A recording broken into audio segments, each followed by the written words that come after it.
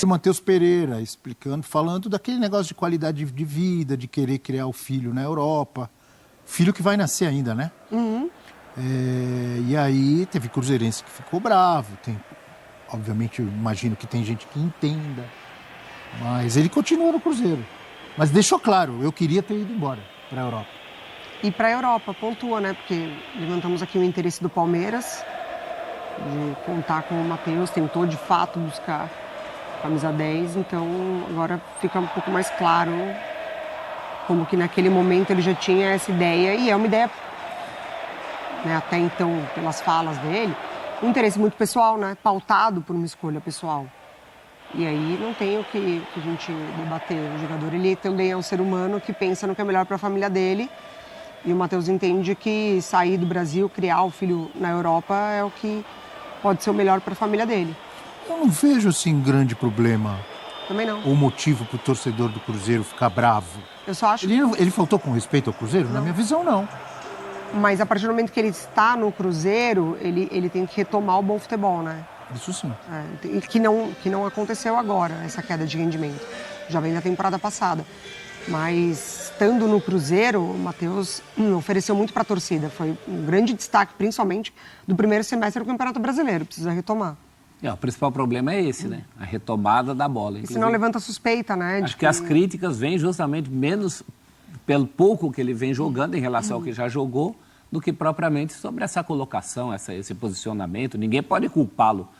Ele querer viver na Europa. Quem não quereria viver na Europa como jogador de futebol, criar o filho, ter essa oportunidade? Todos os argumentos que ele colocou aí, e que é uma oportunidade diferente, né? Desses cortes, dessas frases que aparecem soltas. Isso dá uma certa bombada nos ânimos da torcida, no momento em que a torcida do Cruzeiro está pegando no pé de muita gente, né? Pegou no pé do Cássio, está de olho nos reforços. Então, acho que tem todo esse clima também conspira para que haja menos paciência numa situação dessa, né? A gente falava, Eugênio, do Neymar. Aquela expectativa, Neymar vai resolver, Neymar isso, Santos vai... Um Cruzeiro, uma expectativa semelhante, mas multiplicada, porque são vários caras de nome, como o Neymar, que chegaram ao mesmo tempo, e... Fazendo uma comparação com o Neymar, muitos deles longe do seu melhor momento, tentando retomar, com possibilidade de retomar. Mas aí, a partir do momento que o time não responde, cria-se uma frustração. Não é o caso do Matheus Pereira, que já estava lá, mas é que já veio tudo isso na minha cabeça. Eu queria te ouvir sobre o Matheus Pereira e sobre essa frustração da torcida do Cruzeiro. Matheus já tem algum tempo que baixou o nível de produção dele do Cruzeiro, já desde o segundo semestre do ano passado, caiu muito de produção. Precisa entender o que está acontecendo, por que isso acontece dessa forma. Quanto ao time do Cruzeiro em geral, não é surpresa. Falávamos agora há pouco sobre o Santos, que está montando o time ao longo do Campeonato Paulista, o que não é nenhum absurdo, porque esse período, até o início do Campeonato Brasileiro, é uma pré-temporada para todo mundo. É uma pré-temporada para todo mundo. Sim. E o Cruzeiro ainda não tem seu técnico, né? Agora já tem o técnico, mas ele ainda não começou a trabalhar de fato. Estava ontem no Mineirão, mas agora que vai começar a colocar a mão na massa. Então, por quê? Porque o Cruzeiro, voltarei ao que eu disse lá no ano passado, errou ao contratar o Fernando Diniz no mês de outubro. O Fernando Diniz não é técnico para chegar em final de temporada. As ideias dele precisam de tempo para se solidificarem. Depois, o Cruzeiro errou de novo ao não demitir, porque já queria demitir, mas não demitiu o Fernando Diniz no final do ano, que era a intenção do clube. Aí começa a temporada com o Fernando Diniz. E perde tempo, porque todo mundo sabia que o Diniz seria demitido com 2, 3 jogos no Campeonato Mineiro. Porque a torcida não queria ele, porque o trabalho dele demora para pegar, porque houve uma revolução no elenco, um monte de gente nova chegando, com personalidades fortes. E aí, espera justamente passar a mini pré-temporada que teve, começa o Campeonato Mineiro, que seria a pré-temporada de fato, de verdade, manda embora o Diniz e fica trabalhando com o técnico interino. Então, o Cruzeiro não começou o ano ainda, Abel. Na prática, Não começou o ano do Estamos Cruzeiro. em fevereiro já, Eugênio. Vai começar agora, quando chegar o Leonardo Jardim, e começar a preparar o time. Só que ele já chega com a cobrança de classificar o time para a fase final do Campeonato Mineiro, ganhar o Campeonato Mineiro. Mas não é isso, não é assim que o futebol funciona. O futebol precisa, tenho falado aqui, vou repetir. A natureza não dá saltos. Um time de futebol, para jogar bem, precisa, antes de mais nada, de trabalho. E é trabalho mesmo, Abel. É o trabalho do dia a dia do campo, que você tem a pré-temporada para isso. Primeiro você pega os jogadores, você vai fazer os testes físicos nos jogadores, vai fazer com que todos eles cheguem num nível de rendimento próximo, de fôlego, de força, de intensidade, para que o time possa estar uniforme no plano físico.